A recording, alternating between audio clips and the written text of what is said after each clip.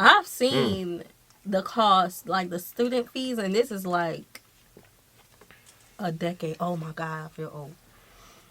This is a decade ago. I've seen the international school fees. It was outrageous compared to mine.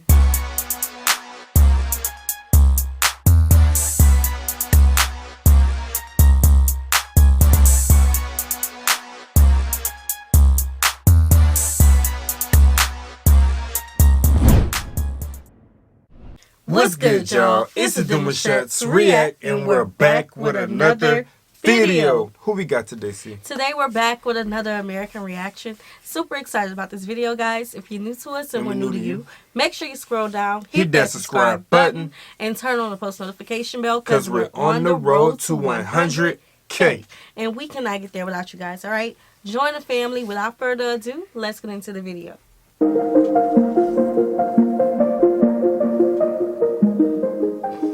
This is Canada, a highly advanced first world country blessed with an abundance of natural resources and polite people.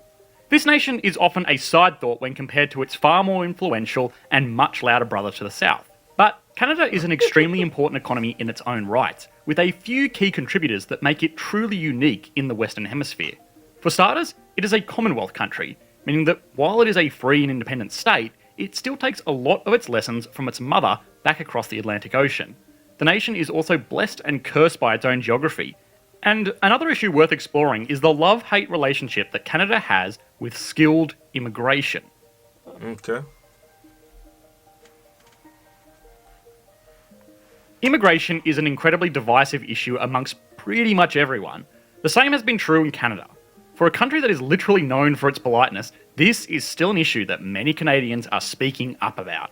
Now, this is an issue I have avoided like the plague on this channel up until now, because I know that it can bring out some very not nice behaviour in the YouTube comment sections. But here we go. I'm going to be brave for it, while of course, as always, we will not be getting into the social or political issues involving immigration. We are just going to be looking at the economics of how it impacts the nation and its citizens, both positively and negatively. Canada has one of the highest foreign-born populations in the world. As of 2015, the United Nations Department of Economic and Social Affairs estimated that almost 22% of the Canadian population was represented by people not born in Canada. It should be noted that this 22% was not entirely made up of non-Canadian born citizens, but also a mix of foreign citizens living in the country permanently on a range of visas that the country offers, from student visas to spousal visas and even full working visas, which gives the people full rights of a Canadian citizen, minus the ability to vote and a few other fringe benefits. Canada has also been very prosperous in many senses because of this. Inviting skilled migrants into an economy has a very strong correlation with economic growth. This is statistically almost a certainty in data confidence levels, and has been shown to be the case in almost every other country. I'm not understanding these little quick films he put in. He keep adding these little quick clips in there. You gotta really. Yeah, you gotta like really be quick with it. So I'm not sure what he put in between he that. Shade in it. Oh yeah, It's see, shade. The first one said America. I seen it. Then you got a quick clip of America. Yeah. Yeah, a lot of shade. Okay. It has been studied. By bringing in students and skilled workers, you are also bringing in their money. If an engineer from China moves to Canada, they are not going to come over empty-handed.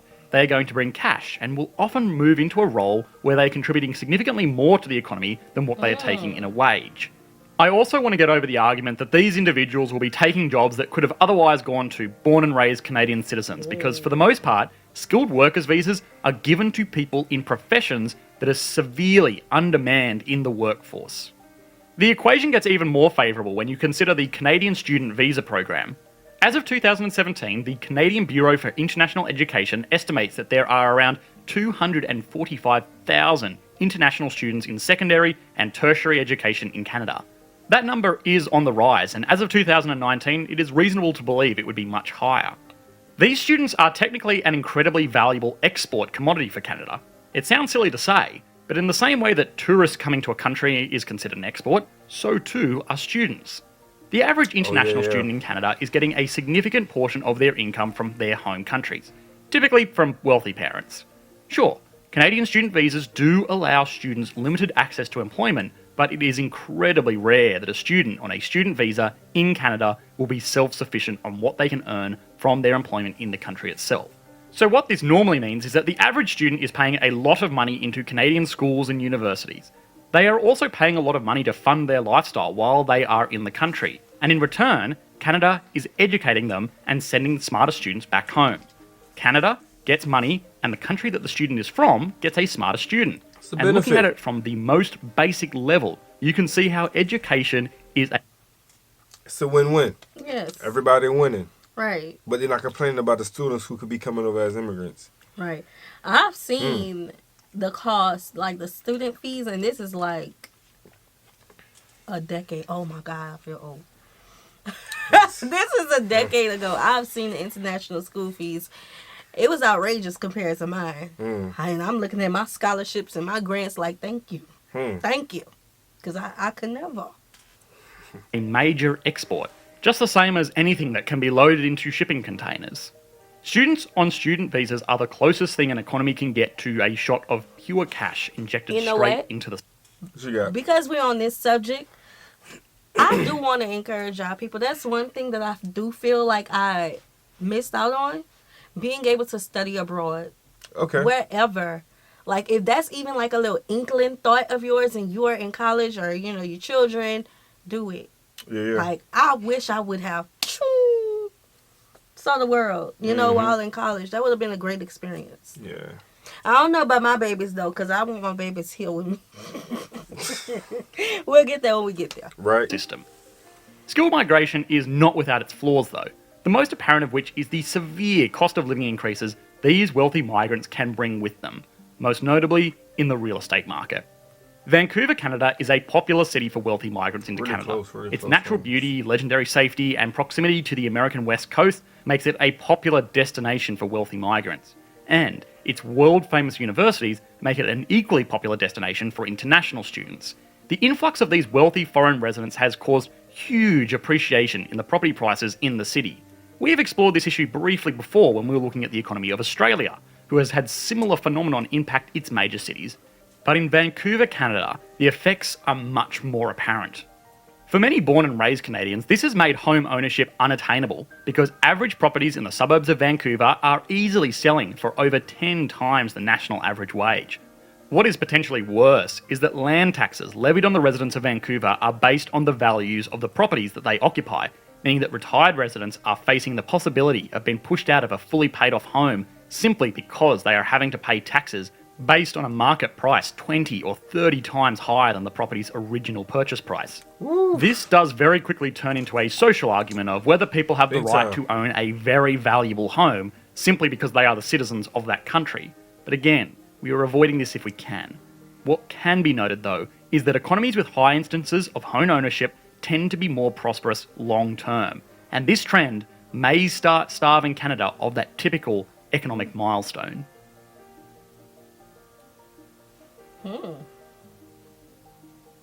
We have explored resource-rich economies on the channel before, most notably Norway, Australia, and the Democratic Republic of the Congo, which are all wildly different economies at their core. Basically, Norway was super responsible with its natural resource wealth, effectively nationalising a majority of the revenue and putting it towards an investment fund. Australia did benefit from its resources through jobs and industries in the nation, but it was actually pretty limited, and a lot of critics note that much of the wealth here was pilfered by mining companies, and that the average Australian didn't see much tangible benefit from the resource boom. On the bottom of this scale are countries like the Democratic Republic of the Congo, which, as we have discussed, is an incredibly resource-rich country with incredibly poor citizens because of severe political and structural issues facing the country itself. Canada lies somewhere in the middle of this resource wealth responsibility spectrum. It does have mining taxes aimed at returning the natural wealth of the nation back to its citizens. This comes in the form of a federal mining tax, as well as a mining tax for all of the provinces and territories of the country, apart from Prince Edward Island, because it doesn't have any mines there, so you know. This is actually pretty responsible. Once materials are dug out of the ground and exported, they are not coming back again. So it is crucial that some of that revenue from these resources goes into the future of the nation for a time when it cannot rely on exporting these resources. I don't want to get too bogged down in mining as an industry. For the most part, we have already explored what resources can mean for an economy if handled correctly or if handled poorly. What I do want to explore though is how the Canadian mining industry and its economy as a whole is impacted by its geography. Okay, yes. That matters. So, you came for economics and you are going to get a geography lesson. I'm sorry, but in Canada's case, this is actually something truly important. Canada is blessed in many ways with its position in the world. It has a very strong, stable military, political, and industrial ally to the south with the United States. The United States is home to the largest and most valuable consumer market in the world, and Canada is one of 2 countries with a direct land connection to this nation. The other being Mexico, which is, on slightly less awesome terms. This, of course, means that a vast majority of foreign trade is conducted with the United States, which is a very lucrative arrangement to have. Beyond this, it has also meant that the Canadian government has not had to contribute as much money towards defence spending, because nobody in their right mind is going to invade North America in the 21st century, I would hope. This can be seen directly with comparable Commonwealth nations like Australia, with a slightly smaller landmass and a slightly smaller population, contributing 50% more of their GDP towards their annual military spend. This location also means that Canada has direct access to both the Atlantic and Pacific Oceans to directly trade with Europe and Asia, which again is hugely beneficial to an economy like Canada. It's not all roses though. Canada's geography has in many ways impacted its economy negatively. A majority of Canada's landmass is sparsely populated Arctic tundra. This is also coincidentally where a lot of its resources are. This makes resource extraction far more expensive than it would be in a regular economy. If you have ever watched Ice Road Truckers, you will know that the conditions that these mines operate in is extreme, and it costs a lot of money to run these facilities when compared to mines in Australia or the United States or stable Middle Eastern countries. The average Canadian mine has a lower profit margin because of these environmental expenses. Perhaps the most topical example of this, holding back the Canadian industry, is its shale oil reserves. Shale oil production is done through a very intense industrial process that makes it more costly than simply pumping liquid crude oil out of the ground. But it is still an industry that has seen much success in many countries around the world, including the United States. Canada has all of the right conditions to capitalise on this type of oil productions. For starters, it has shale oil. Great. It would also have people willing to invest the hundreds of millions of dollars it takes to set up these facilities, because Canada is a safe, stable democracy that protects the interests of free enterprise. It also has the abundance of water needed for these operations, and it also has locations desolate enough to conduct these operations without impacting nearby populations, because fracking is pretty terrible for the local environment, it has to be said. The only real reason shale oil production hasn't really taken off yet is because there are just better investments to be made in the mining industry. Shale oil extraction is already more costly than liquid oil extraction, and then when you couple that with the additional expense from operations in harsh environments like Canada, it just makes more economic sense to invest in more lucrative oil fields in other countries. So this is my question. All of Canada isn't, extremely cold like that all the time. So in the places where it's not extremely cold, are there mines? Because I know, not mines, plants. Because I know for us, like, the city that we moved from, I can't even count how many plants we had. Right, yeah, they had a lot. They have a lot. And here where we are, we can drive on the highway and see a plant. So, yeah, just answer that question, because that's kind of, confusing me. Yeah, that's a good question, though.